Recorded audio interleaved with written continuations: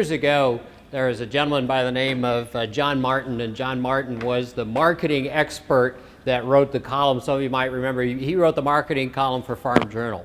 And John was a great public speaker. I got a chance to hear him a few times, and every time that he would start a presentation, he'd say, he says, I'm a consultant. He says, you know what a consultant is, don't you? He says, a consultant is a steer giving advice to a bull. And just keep that in mind, all right? That, I do everything that I can to work with a variety of livestock and agricultural businesses. About 85% of my business is direct agriculture. Half of it is probably farm families in particular.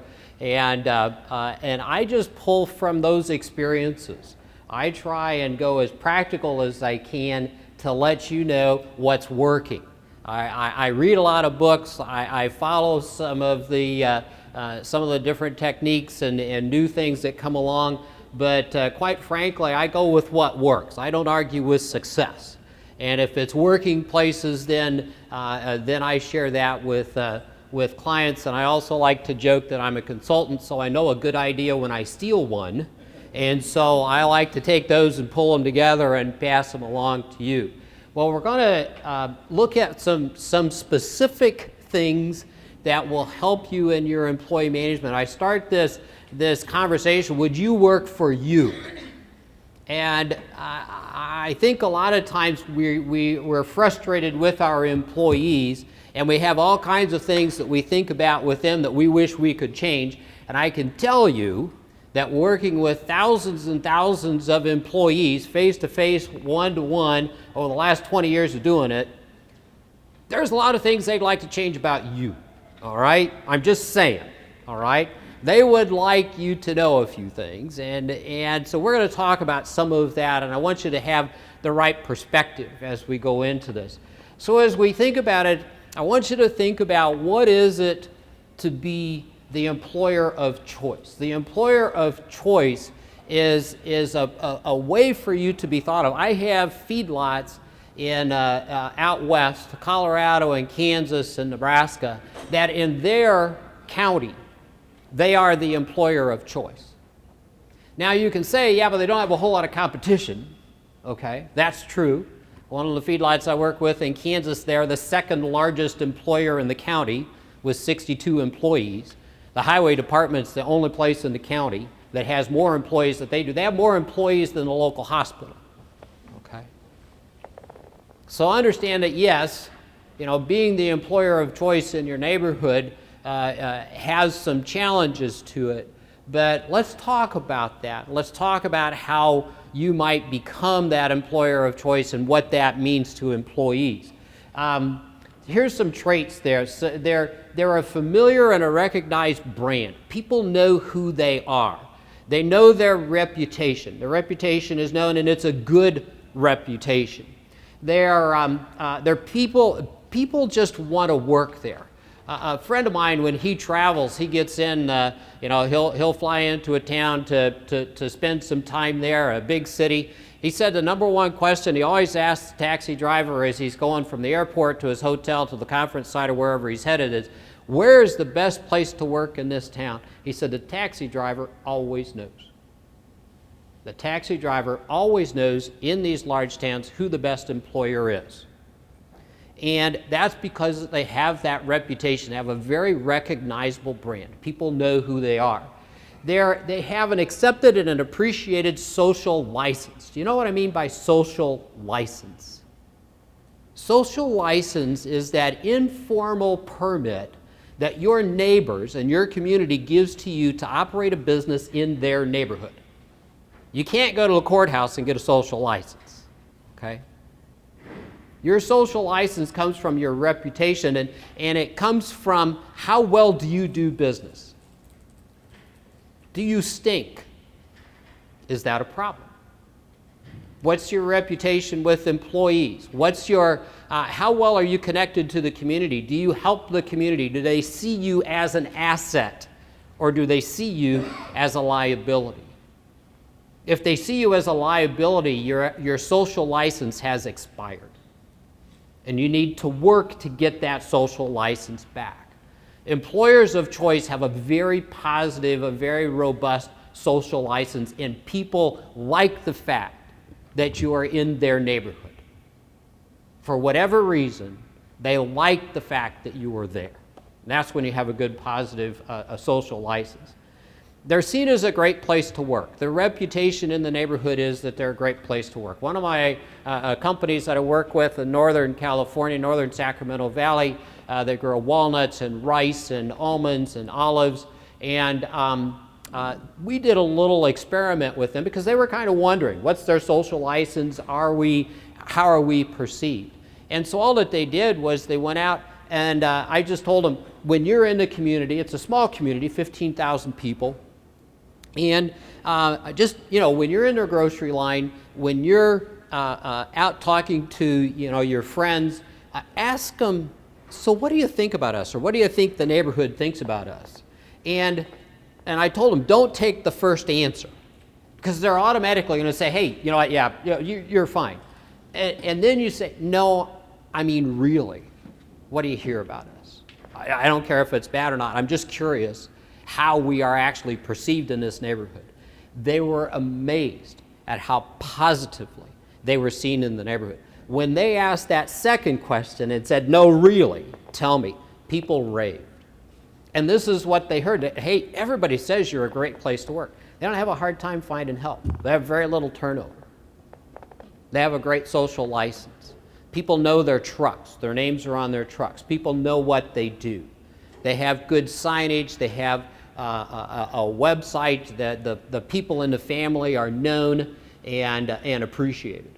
And multi-generational family, third generation is solidly in management roles there. They have 14 people. Of the 15 people that are in upper management, 14 of them are family. And they probably do as good a job as a family business of any place. And they are the employer of choice in their neighborhood. And there's a lot of employers. But they're definitely one of the employers of choice. And they have family roots in the area, and I think in agriculture that's really important, is to not just have those family roots, but people know what those roots are. And they have an appreciation for those generations of history as well. Let's talk about, and again, I mentioned to you that I'm just going to talk to you about the things that work, okay? And I just want to walk through this process of how we hire and retain people, and what are some of these key things. First thing is that they have a professional process. They have professional documentation. People walk in there and they get started in that business, and they know they're working for a place, or they're applying for a place that has thought this through. They have a job application form that looks like it's up to date, that doesn't ask intrusive questions or questions that it's not supposed to ask. It has a nice flow to it, and they use this process consistently. They are shown a job description in the interview, and that job description is up to date, and they can talk about what those responsibilities are going to be. If I'm going to work here, what's my job? They slide a piece of paper in front of them and say, this is what you will do. They have an employee handbook that is clear, that is written in language that employees understand, that helps them to understand what their responsibilities are. What are my days off? When can I take vacation? How soon do I get vacation? What are my expectations? What are the expectations of me as an employee? And how do you hold people accountable? It's very important in the interviewing process and the onboarding process for people to think that they're working for a place that holds other people accountable. If they don't get that sense, you will not be able to hire the best people, because the best people have a lot of options. They can work several places. And they're not going to work someplace where it doesn't look like the rules are clear, because they know that they're the one that's going to get taken advantage of. They're the good employee. They're the one that's there on time. They're the one that stays late. They're the one that puts in the extra effort. And if you don't have accountability, they know that the marginal employees are going to take advantage of them, because the marginal employees are going to show up a little late. They're going to kind of do a mediocre job. They're going to take off the first chance they get. They don't care that they, schedule a day off on a day that they know it's really busy. We got 8 loads of cattle going out, and they're just going to decide that's the day I'll take off. Okay? When you have accountability, you're able to keep and attract the best employees. If you don't have these things, you will attract the marginal ones because they like that. They like the idea that none of this is written down. They like the idea that it's hard to hold them accountable. And they are drawn to those places when you don't have this kind of documentation. The other thing is regular performance evaluations. We'll talk about those a little bit more in detail. They use that hiring process to reinforce their culture. When they're advertising for open positions, when they are interviewing, they make that interview a really positive experience. They treat those people that come in as really important because they know they can't hire everybody, but you don't want somebody that you're interviewing to have a bad experience or to feel like, this place doesn't care about people, this place didn't take time. I was doing this interview and the guy answered his cell phone 4 times. Treat those people well, because even if you don't hire them, you want them to go out and say, hey, I wish they'd have hired me. I would have liked working there. Or those are good people. That helps you with this employer of choice. They understand the interests of their candidates. They understand what people are thinking. The people that are prospects for them, that are individuals that are coming to interview, they understand them. They understand their situation. They understand what they're looking for, and they have an appreciation for that. And here's one with family operations. I told you about the operation in California that I've worked with. Do you know that every single employee and family member that's hired there goes through the exact same process as a hired employee? The exact same process. They're interviewed, they get a college transcript, they go through the process, they make sure that they have a skill set that's needed. They never create a job for a family member just because they'd like that family member to come back into the business. They make sure that if somebody in the family is going to be a part of this business, it's somebody we want, not somebody that just kind of defaulted back to the family business. And that's a lot of the reason why they are so good at what they do and they have such a good reputation. Questions so far? Don't let me go too fast. Ask questions anytime. Okay. Onboarding strategies. Now we've got them hired. How do we get them started off good? How do we onboard them in those initial days? And one of the key things is they never forget what it's like to be the new guy. In a lot of the operations that I work with, they forget that new person coming in doesn't understand that payloader is kind of finicky to start. Okay? They don't understand that the new pickup truck, okay, is 12 years old. I had a friend that graduated from college and went to work for a farm, kind of a smaller operation, and the guy was getting ready to expand, and so the first day, he said his boss sent him around. He says, go behind the barn and get in the new pickup truck, pull it around. Well, he goes around behind the barn. There's no new pickup truck there. There's an old truck there, but there's no new pickup truck. So he says, apparently I missed it. He says, you said it was a new pickup truck. Well, yeah, the green Ford back there. Well, the green Ford's 12 years old, but we still call it the new pickup, okay? It just happens to be the newest pickup that we have on the operation. So it's still the new pickup. They don't know where the Johnson place is or the Smith place. Understand how little these people know, and they appreciate that. They never forget what it's like to be the new guy, and they help them along. They are very compassionate about the fact that this is an individual that is starting out really green. They have one of their current employees call a new employee maybe the night or two before and just walk them through. Say, hey, you know what, here's kind of our regular routine. You'll be working with me or you'll be working with these other people. Here's some things to understand. You want to make sure that's a person that's going to, give a positive impression of the operation, look forward to them being there. But that helps that new employee so much because before they get there, they know somebody. And they have a go-to person, and they have kind of this buddy that's going to be with them and help them through that first day or two. They also have a consistent process. This goes back to the having a professional process. they've got that orientation and documentation. They go back through the job description, back through the employee handbook. They sign off on those things. They talk to them. They work through them. They make sure they don't have any questions. There is a safety training program, something that I'll talk about in a minute. They have production training as well, and people know what's going to be expected of them as far as that production training, what their job is, what they're going to be learning first, what the ultimate objective is for their responsibilities. They regularly follow up with them. They make sure at the end of the day, that first week, they're touching base with them, they're making sure they're getting settled in well. They're developing a relationship along with all of the other things that this individual needs to learn. The other thing is they're available. They don't just send people out and say, you'll figure it out. Go work with those people or go do that and just throw them to the wolves. They don't do that. They make sure that that person understands what's expected of them. Now that we've got this orientation part done, how do we keep them? This is the one that a lot of operations, and this is not just feedlots in the cattle business, this is all of livestock, and frankly, a lot of other businesses struggle with this part. We get one, they're okay. How do we keep them? How do we keep them engaged? How do we keep them involved? How do we keep developing them? One of the things that's important in this day and age is flexibility. You have a lot of couples that are that both of them work. And you've got babysitter issues, you've got a coordination of schedules, you've got people working different shifts. And our challenge in agriculture is we really can't be extremely flexible.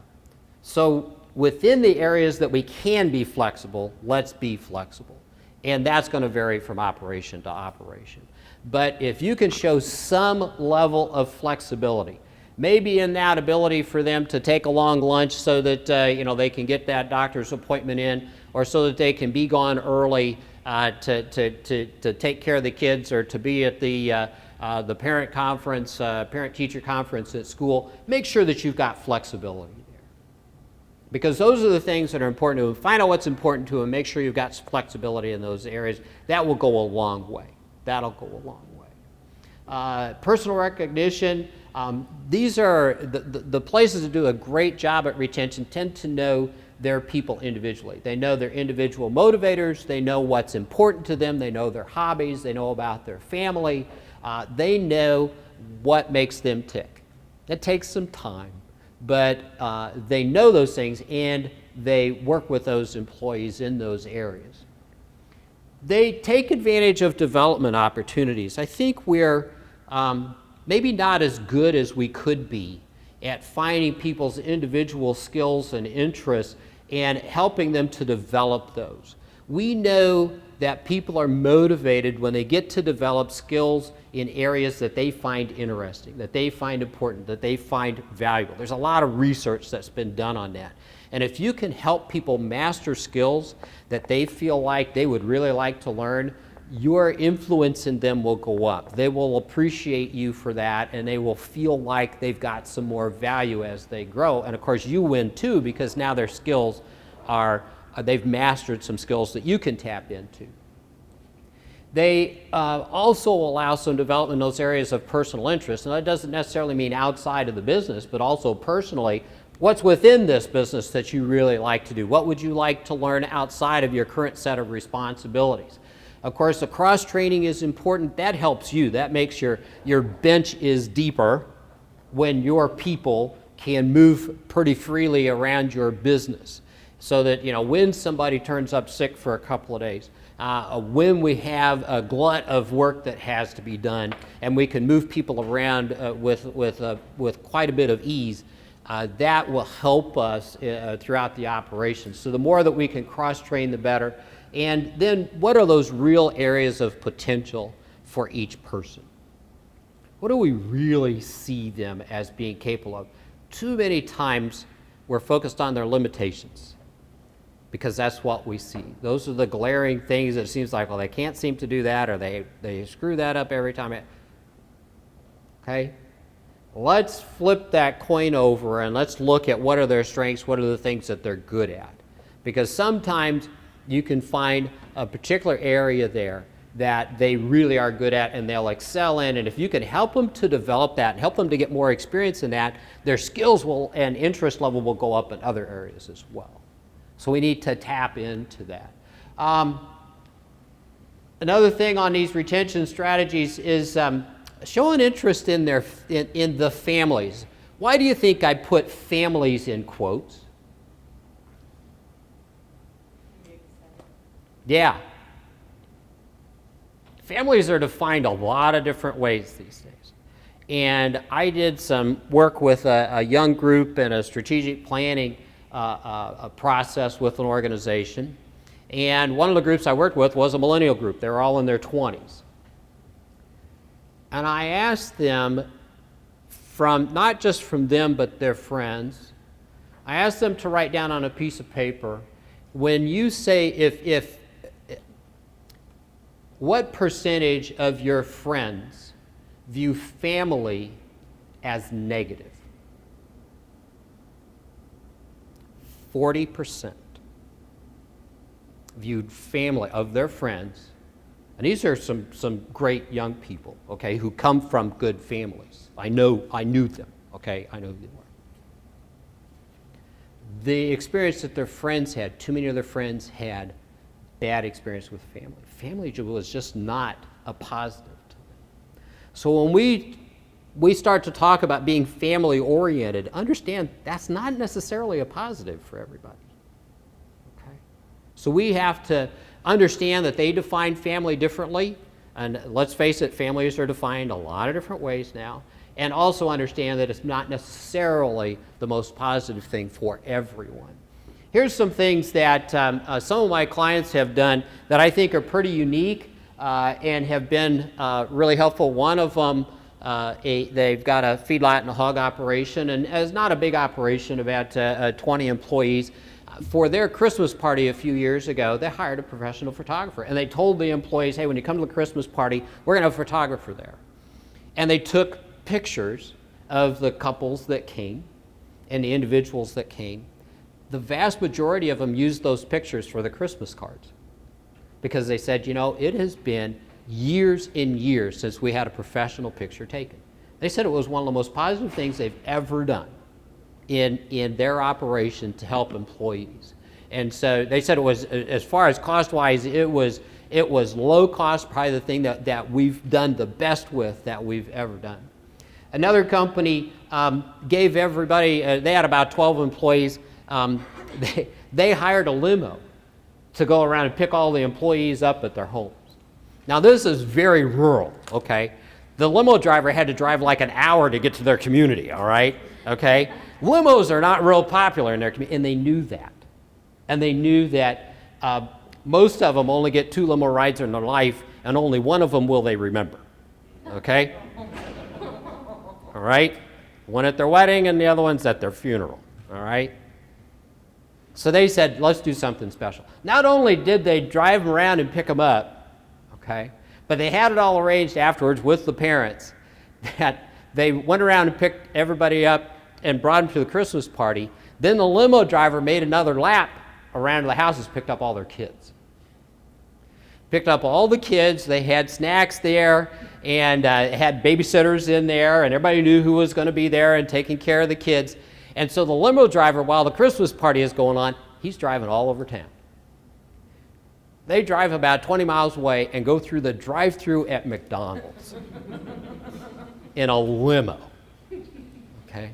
They go to the high school, or the middle school that most of them were from, and they pull up, and they have it all set up, and they sit in front of the school. Of course, it's a Saturday night, so none of their friends are there. But they pull up to the school, they get all the kids lined up in front of the limo and take a picture of them. And make sure all the kids have a picture of them in front of the school in front of a limo. Okay? Very, very popular. Very memorable for them. And cost-wise, minimal.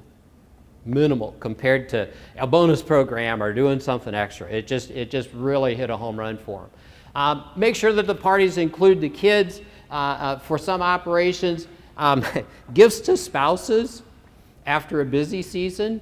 I had one of my clients that frankly did this so well, and he would, he'd get done with harvest or done with a really long run of cattle, and he would just send all of his guys' spouses, he'd send them flowers. And just say, hey, thanks a lot, I appreciate it. We've kept him away for a long time, and just wanted you to know how much we appreciate it.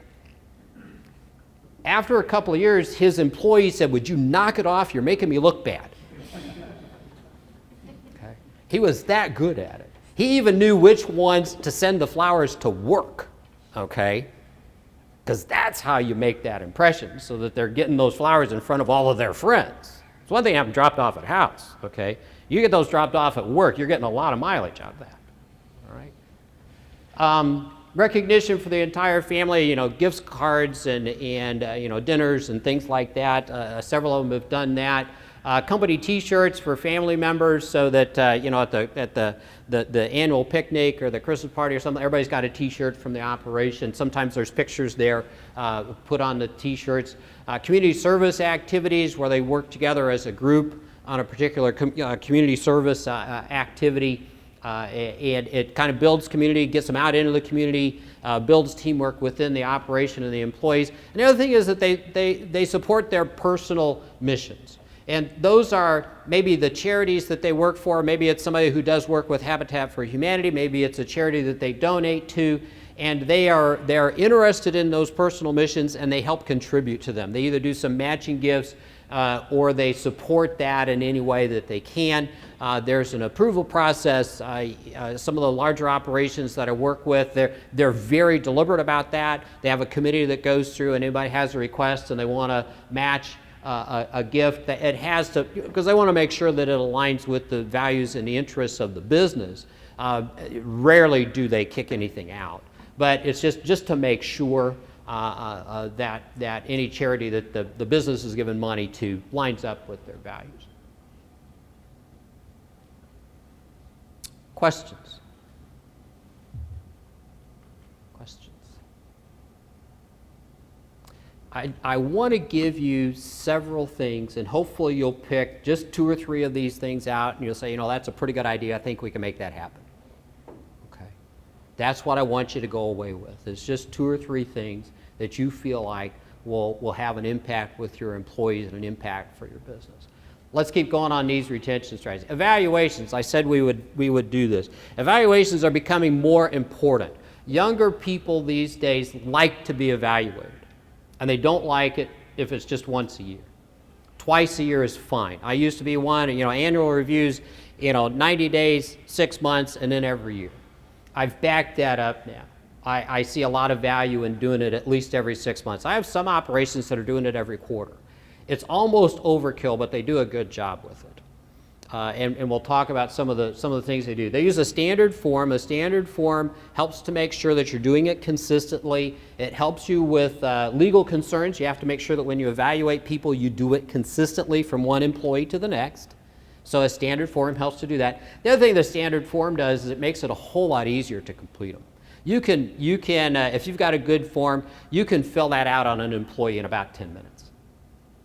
Too many times when we don't have a standard form, evaluations are drudgery because we feel like we have to sit down and, okay, what am I going to say about this employee?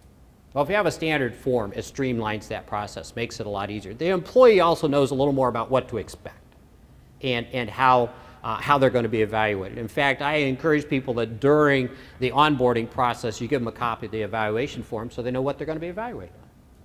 They know what's coming and when it's going to happen. Some of those evaluations are formal and some are informal. Use the same form. I have one of my operations that I work with that does them quarterly.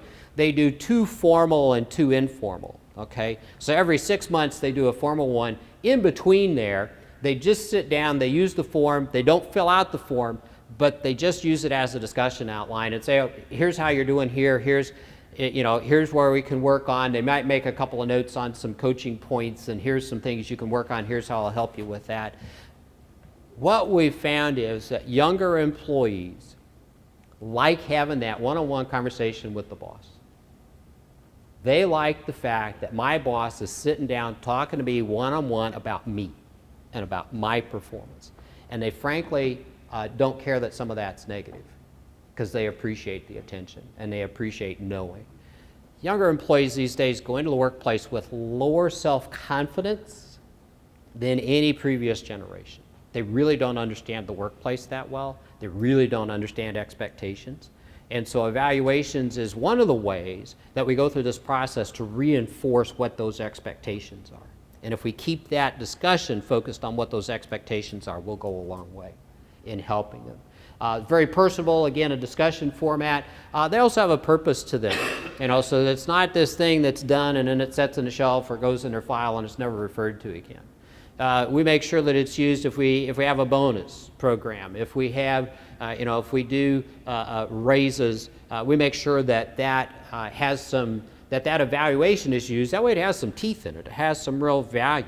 And that employee sees that, I need to do good on my evaluation. That needs to go well.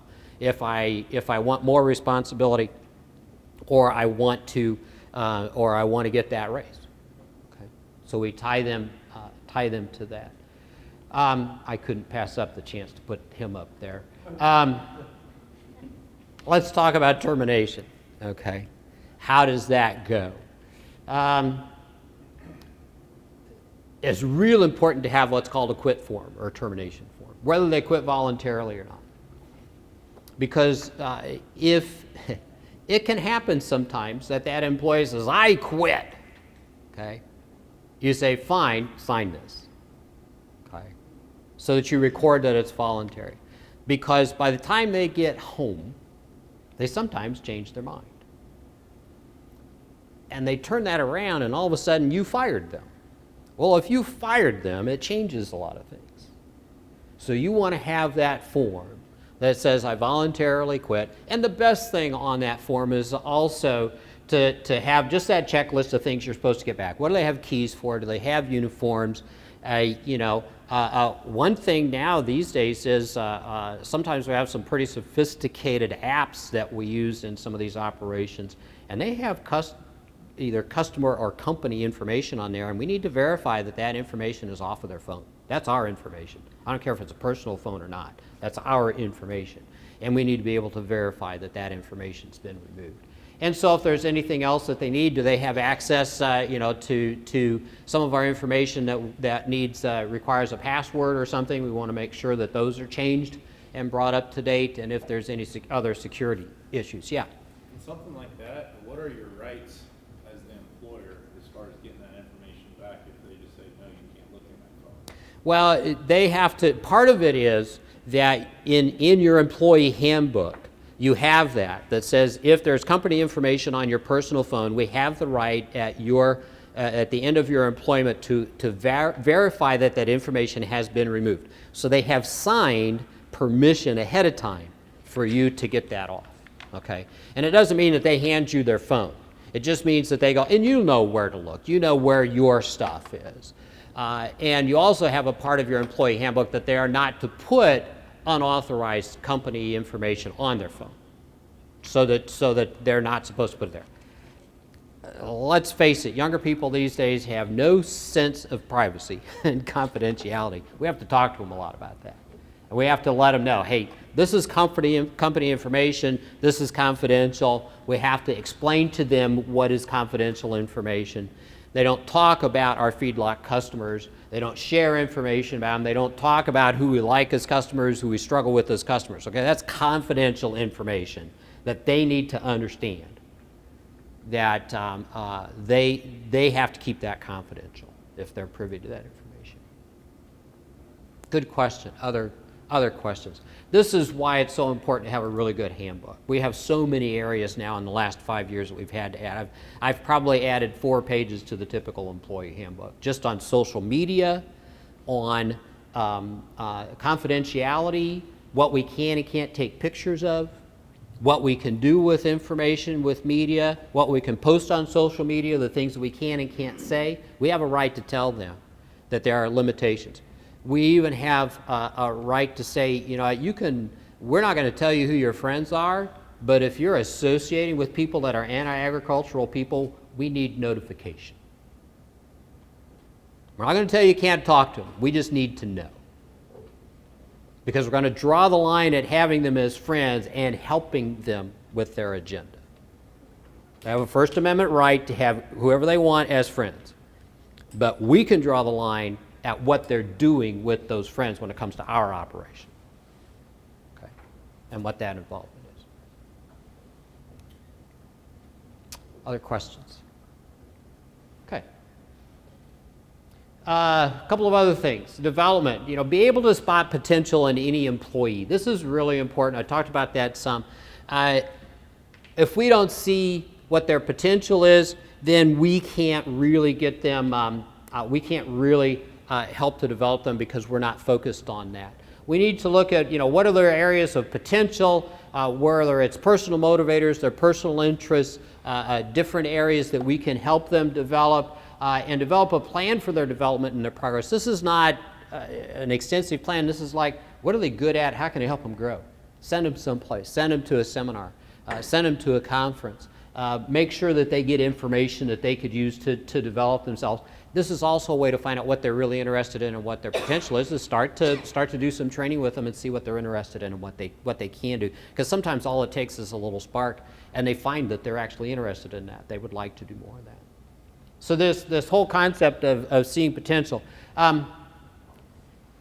We have to understand what people's motivators are, and those motivators come in a lot of different forms. Money can be a motivator, and I'll tell you, money gets kind of a bad rap as a motivator. It doesn't last very long, but I'll tell you what, if you've got a young person who has 2 young kids, just bought a house and has a lot of college debt, money's a pretty decent motivator. How much do they want? More. Okay? And if you can help them find ways to make more money, whether it's through your operation or other opportunities, they will appreciate that. Okay?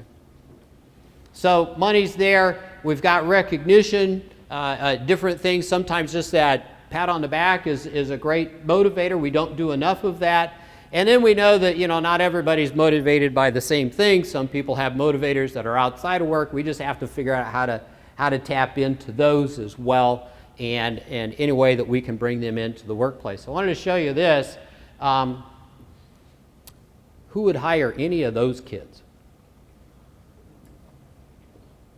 Bunch of long hairs. You think any of them have any potential at all? Possibly. Is that Microsoft's first company picture or something like that? See, here we go. Somebody's familiar. This guy right here, yeah, that's Bill Gates. It's first company picture for Microsoft. Okay. All of those people right now are cajillionaires. All right. They don't look like it, okay, for the first company photo. All right. But that's called spotting potential. All right. That's called knowing potential when you see it. All right. We have some legal concerns.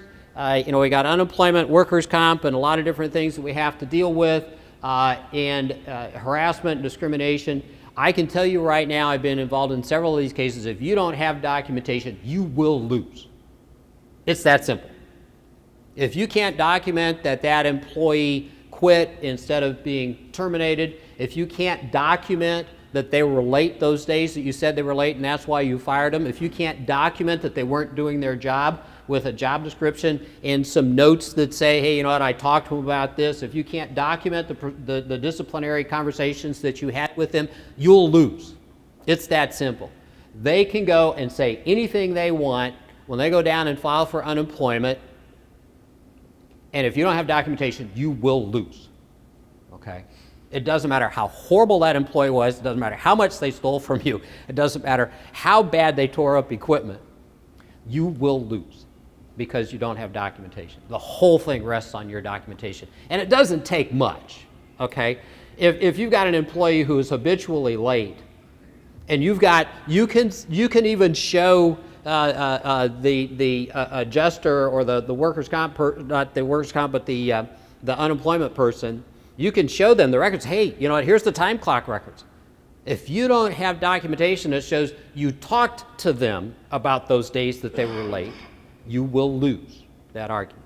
You have to prove that they knew that what they were doing was inappropriate or was outside of your policy, okay?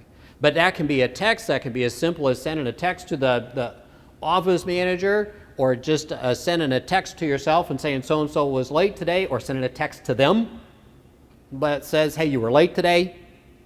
You know, if this continues, there will be problems.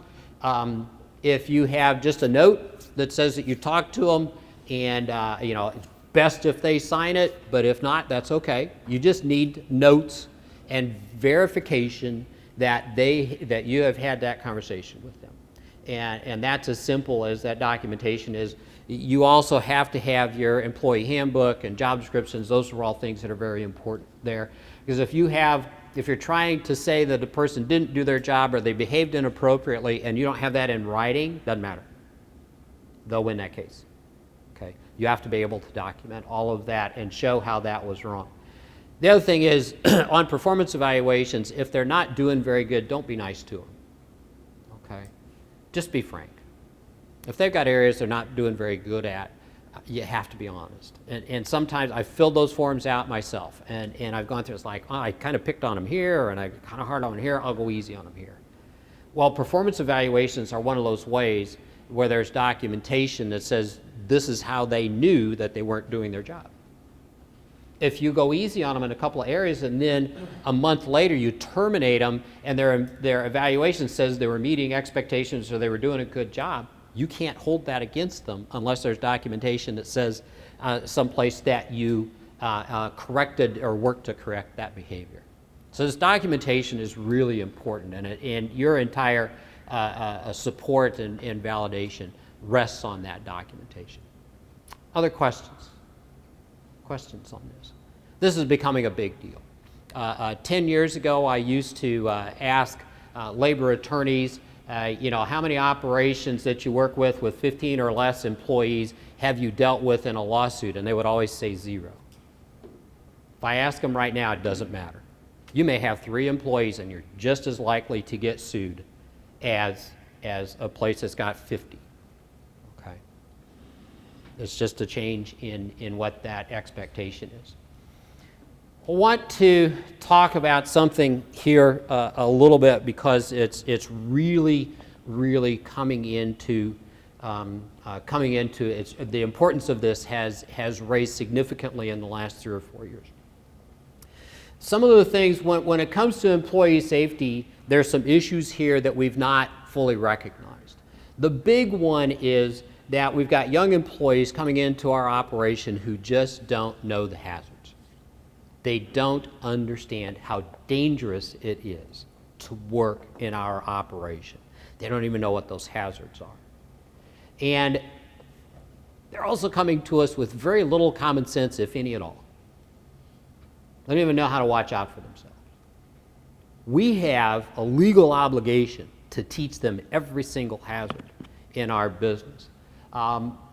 Challenges, you know, most of us grew up in this business, and we know the hazards. We don't even think about them. It doesn't occur to us to explain that, hey, this is dangerous, what you're doing. You could get wrapped in that shaft. You could watch out here. You know, be cautious around these cattle, okay? Here's where you can get pinched. Here's where you can get run over. Here's where you can get kicked. They just don't understand these things. We have to teach them these things. Injuries and accidents hurt your ability to hire people. I've had a couple of operations that have had fatalities, and some that have a bad accident record. They have just pretty high injury record. They have the hardest time finding employees. And it's not because people in the community won't come and work for them. It's because their spouses won't let them come and work for you. Their spouse says, no, I know a couple people got hurt there. You are not working there. And it takes a long time to get over that. And when we already struggle to find help, we don't want to have that as another ball and chain around us, that's holding us up from being able to hire employees. The local community, we go back to social license. This is another area where you have to have a good social license. Are you a safe place to work? And the other thing we can't get past is ag has always been, since OSHA started, has always been at the top of their list for most dangerous industries. Our fatality rate, our injury rates are much higher We're 40% higher than the next closest industry in fatality and injury rates. We're a dangerous place to work. A couple of things here, and I don't want to scare you with this. I just want you to know that OSHA's coming, okay?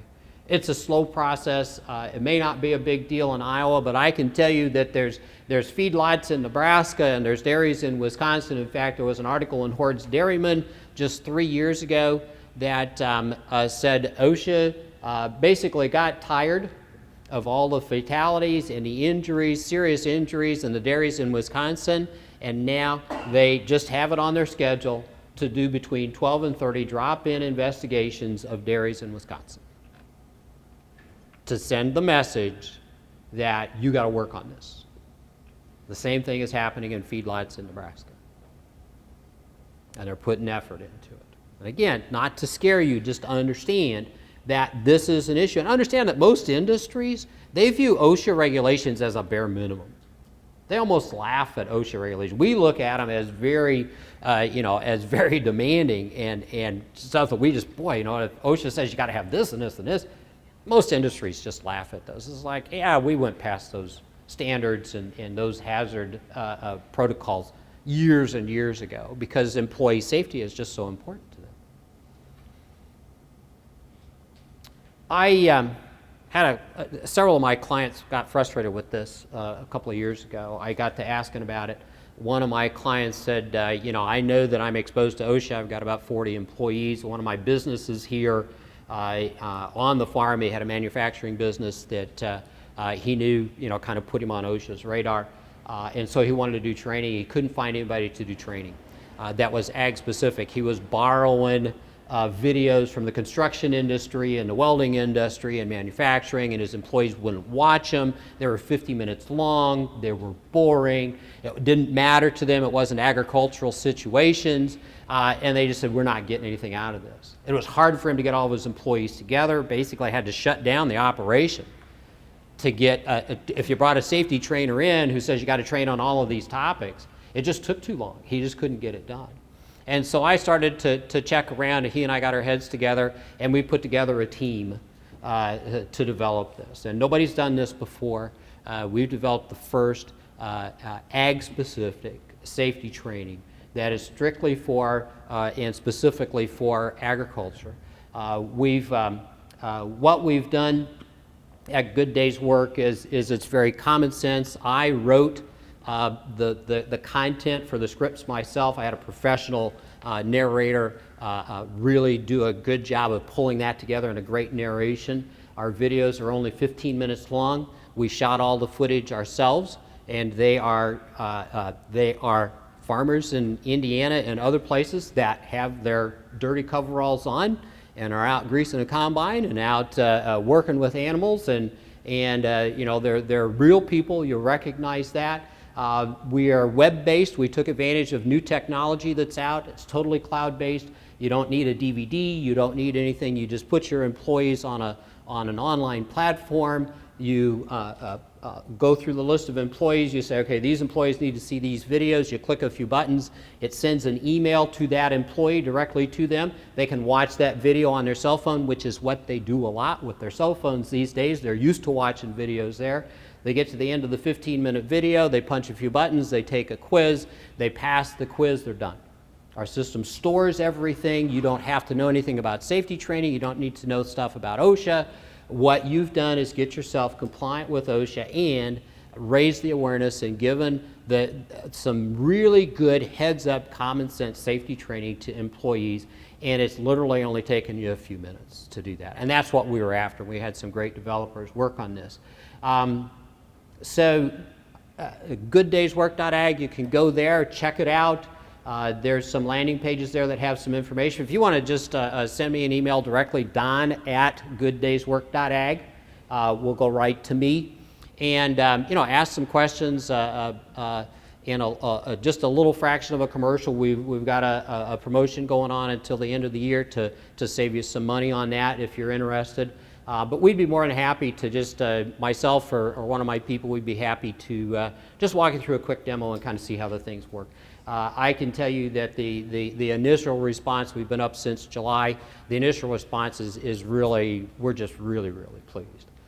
We've got some companies that have had safety training for years and years and years, and they're abandoning what they've been doing and they're going with what we've got because it's ag specific, it's simple, they don't have to keep track of the paperwork, it's all done online, and they can call it up anytime and see how the employees are doing on their training. So I wanted you to know that this is out there. I wanted to raise your awareness of it. I could stand here for 20 minutes and talk to you about accidents. Let me tell you one that was last week. I have a person that has done safety training in agriculture for 18 years, one of the few people in this country who's focused on ag safety training. She works with a very large operation in Oklahoma, 3 feed yards, about 30,000 sow operation. She's got a lot of people that she's responsible to. In Oklahoma, OSHA people call her when they have to investigate a livestock operation or they're doing some work with livestock operations. She's that good. She knows them, they know her, they work really closely together. The OSHA guy was supposed to come by last Tuesday. I just happened to call her about noon, had a quick question about something, and I asked her, so how's it going? She said, well, one of the OSHA guys was going to come by, and he said that they had a fatality at a feed yard that he had to go and investigate. He said that the hay grinder that came by every week and had been there 100 times, was there loading up bales of hay, 3 bales at a time, big hay grinder, 3 big bales at a time, dumping them in the hay grinder. Somehow, an employee was working around the piles of hay. He picked that employee up with one of those loads of hay and dumped them in the hay grinder. They didn't even know for 2 hours that it had happened. This stuff happens. This stuff happens. They don't know what happened or why. Something went horribly wrong. It is very, very simple things. We don't understand the hazards that cause some really, really serious problems. And it's unfortunate that too many times it's kids. We lose 3 kids every week on farms. 3 fatalities a week of kids on farms. 243 people every day have a lost work injury on farms. I think the number is 1/3 of those create some kind of a permanent disability where they can't go back to the job they were doing. Okay. We are the most hazardous industry in this country, and we've got to raise our awareness about that. So I thought I'd pass that one. A couple of things as we wrap up. Some general do's and don'ts of employee management. I've worked with managers all over the country in ag operations, and we spend a lot of time telling them what they should do, but quite frankly, I've realized that they don't realize there's some stuff they're doing that they shouldn't do that. So here's some of that list of some things to not do, all right? Don't yell at your employees. Now, I know that Grandpa yelled at you. I know that Dad might have yelled at you, and Mom might have yelled at you, okay? But hired employees don't tolerate that very much. They can go work someplace else. And this younger part of the workforce just doesn't tolerate being yelled at. That's just not going to work for them. Don't be constantly negative and critical. It's especially you look at the beef industry right now is going through some pretty tough times. Make sure you don't drag that out on your employees. Keep a positive attitude around them. Don't make them suffer along with you. Don't compare one employee to another. You should be more like Dave. This is how Dave would do it if Dave were here. Don't do that. Okay? It's a lose-lose. It creates resentment between those 2 employees. Okay? And then they start comparing their performance to other employees and say, yeah, but I'm better than Tom at that. Okay? Begins this competition. Don't do that. No comparisons. Don't be critical of one employee to another in private. Okay? You're the boss. You carry a lot of weight.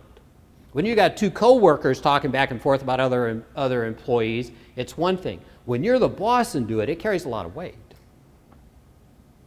And that can get back to other employees, and that one employee that you're talking to that you're saying, you wouldn't believe what Tom did today. The employee you're talking to is wondering, I wonder what he says about me when he's talking to Tom. Stay away from that as well. Don't avoid conflicts. This is a pet peeve of mine, is that too many managers just avoid conflict. They just let it go. They say, it'll work itself out. There are a couple of adults that'll work itself out. I'm telling you right now, it will not work itself out. I have a lot of times I'll sit down with a manager and all of their employee problems are big problems. Okay. When I'm talking to a manager who has a bunch of employee problems and they're all big problems, I know they do this and have it worked out as an art form as to how to avoid conflict. Because if you've got big problems, it means you're not dealing with little problems. I have a good friend that's a pastor. And he says, in our church, he says, we have a philosophy. He says, you can deal with the 2 guppies you got today or the 500 you got next week. Which one do you want to do? When he has problems in his church, he's on top of it, he takes care of it, and he makes sure everybody understands what just went on. It should be the same with our employees. You see a problem, deal with it. Bring it up, talk to them about it, get it resolved. Don't let it go. Don't have favorite employees, that's pretty obvious. Don't use money to resolve, and this goes into families, okay?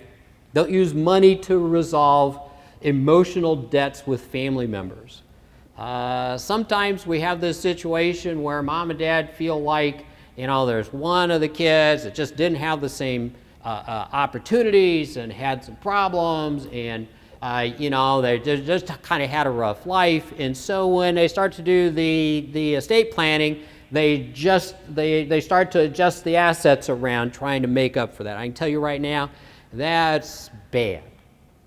Creates a lot of disharmony. You can't do that. Don't use assets and money to try and make up for those imbalances. It doesn't work. You got to be fair. You can't make it even, but at least make it fair. And don't cede authority to the CEOs. Now, I'm not talking about the chief executive officers. I'm talking about the chief emotional officers, okay? This is a person in your business who always has to have their way. And they will stomp their feet, and they will carry on, and they will just make sure that they get their way one way or another. And I don't care if it is grandpa. Okay? You can't cede the authority to those people who just really don't have that emotional maturity to really be a part of a business and be a business partner. We have done this too much in too many operations. I've seen it happen way too often, and it just is damaging. Let's do a couple of don'ts. Get to know your people at a personal level. We talked about that. Ask questions about individual motivators and interests. That's how you'll find out what those motivators are. Have a series of conversations with them and just find out what they're interested in. What makes them tick? What do they do on the weekends? What's a great day for them? What are their hobbies and their interests? Here's a key one. Use your livestock experience to understand your employees. Livestock people are a very unique group of people. I have not been on a feed yard yet where you walk along the pens and there's a steer out there that sticks up a paw and says, hey, tomorrow I'm not going to feel so good. Why don't you pull me today? Okay? Haven't been there yet. How do we know to pull that animal? Observation skills. We have some of the best observation skills in the world. We know those droopy ears, we know that little bit of snotty nose, we know those eyes that are a little puffy, we know that little bit of a droop in the back. We know that little bit of slowness coming up to the feed bunk. We see all that. They don't need to tell us anything. We see it. Take those same skills and apply it over to our people. Watch their behaviors. You know every normal behavior of your animals. It's the abnormal ones that stand out, and you see them immediately. Know the abnormal behaviors of your employees. When are they acting differently? When do they not seem to have the same little pop in their step? When do they seem to be quiet when they're normally talking? Watch for those. You have that skills. that skill, and be encouraging and appreciative. We don't do that enough, and treat family employees the same as hired employees.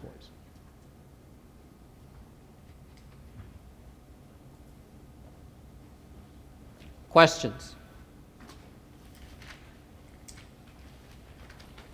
Yeah. When you're working with companies large and small, I guess, is it usually, a lot of the problems does usually root back to the top of the totem pole? It can come from either place. I work with some operations that are just run and owned by some really good people who just really struggle.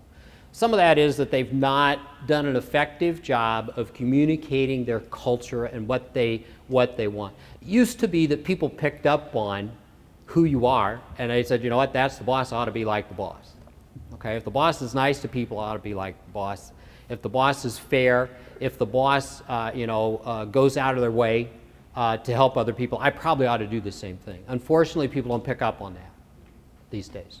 We have to tell them. I was in a hog operation, brand new hog operation yesterday, 5,200 sow operation with a couple of young people in the family that are going to take that and they're going to do awesome. And we spent 3 hours yesterday sitting in the break room of that operation as they're building it. Okay, they got it half done and it's coming along, and they're just starting to get it populated. And so they've got 6 employees now. By the end of next year, they'll have 20. And they know they want a good culture. We spent 3 hours talking about how to establish a culture. They're good people. Their values are not at all in question. How do they communicate those values to people? How do they help people understand? How do they find people that match those values? How do they ask those interview questions? How do they find people who have their work ethic? How do we start that process off? And then how do we reinforce those values in everything that we do? And we do it when we evaluate, we do it when we hire, we talk about our core values. They have a list of 12 core values that we put in their handbook several years ago. We need to take 3 of those core values for every 6 months and work on them. And when we talk about teamwork, what are we talking about? And we have to narrow that down. We have to say specifically, this is teamwork, this is not teamwork.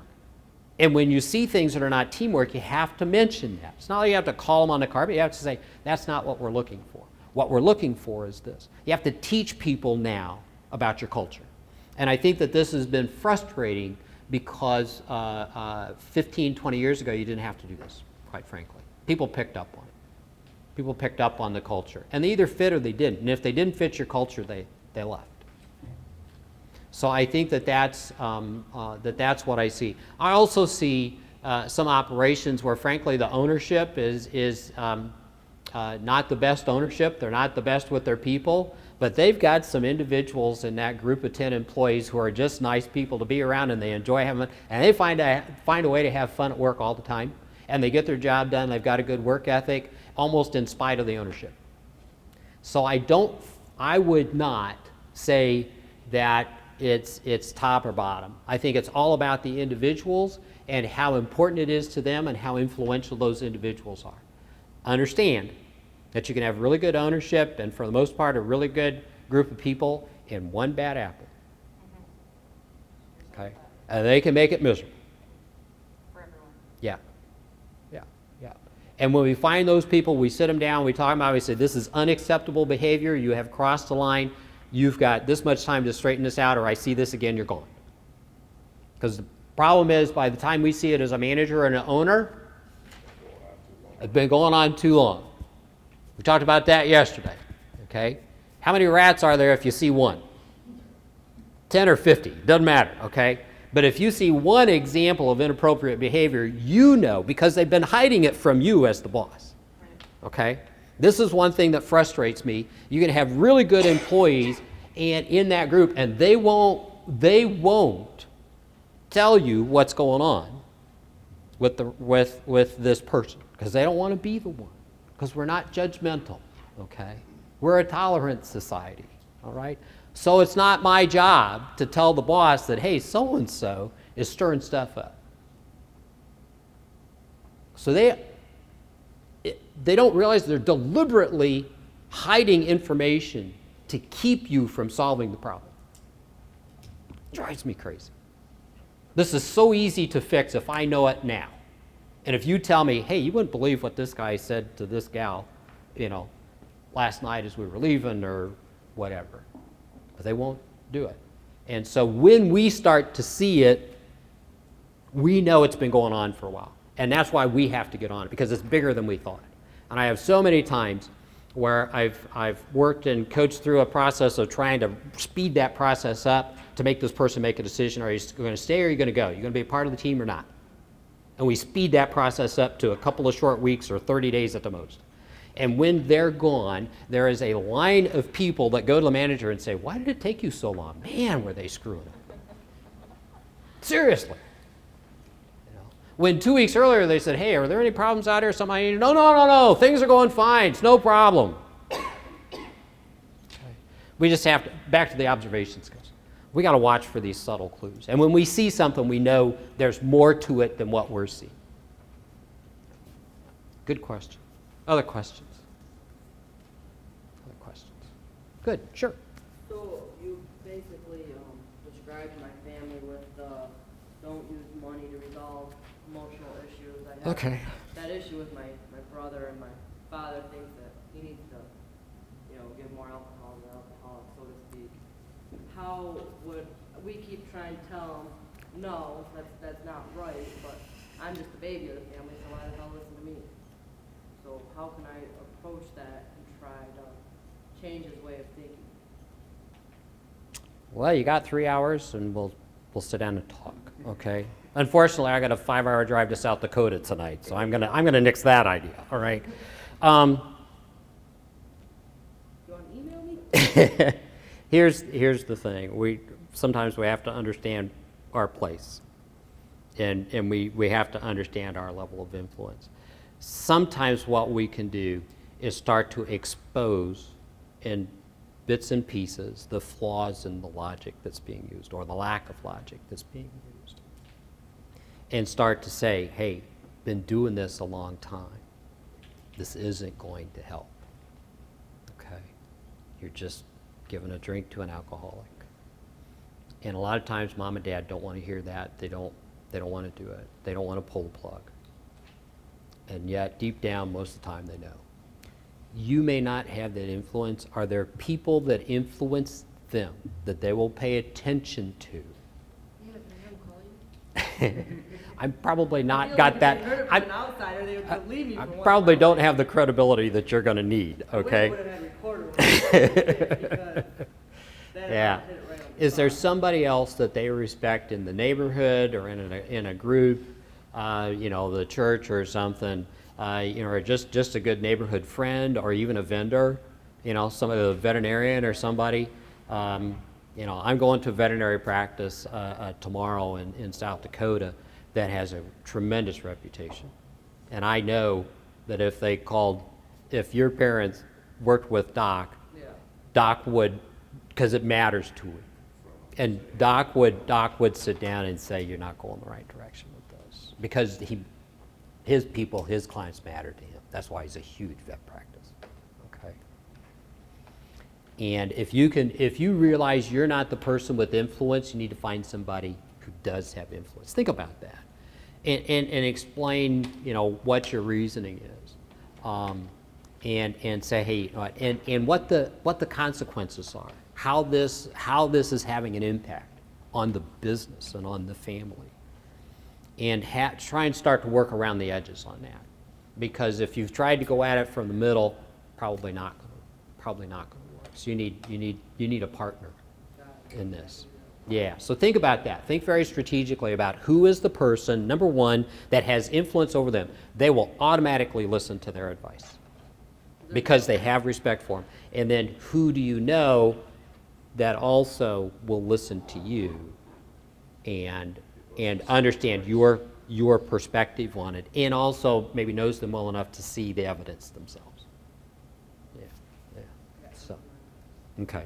Good. We can usually think of somebody, and it's that has had better results than trying to coach you through that process. Just borrow somebody else's credibility, borrow somebody else's level of influence.